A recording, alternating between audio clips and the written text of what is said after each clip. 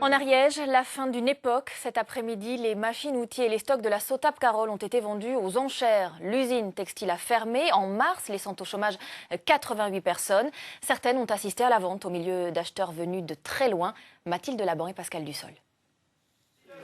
Le monde entier en pays d'Olme, des Pakistanais, des Allemands, des Iraniens, des Italiens, des Turcs, 70 acheteurs de 15 nationalités présents pour la mise à mort de la Sotap Carole après 88 ans d'activité dans le textile. On a atterri à Istanbul, puis direction Toulouse et on a fini en bus. Pourquoi un si long voyage? Nous, on achète et on revend des machines et c'est une très bonne opportunité.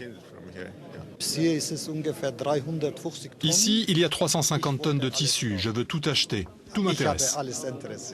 C'est quand même assez impressionnant qu'ils viennent de si loin pour des machines comme ça. Ça veut dire qu'il y a un besoin, mais que le besoin il est parti. Près de 600 lots sont mis aux enchères. Des machines de teinture, des cuves, des essoreuses, des tondeuses. Des outils qui seront réutilisés très loin ou qui finiront leur vie ici en France. Nous, on les retravaille et après, ça va repartir dans les fonderies où ils vont refaire des pièces en inox, en ferraille, etc. Si c'est 1 million d'euros, on met 1 million d'euros. La vente durera plus de 8 heures sous le regard de quelques anciens salariés, amers, venus assister au démantèlement de leur usine.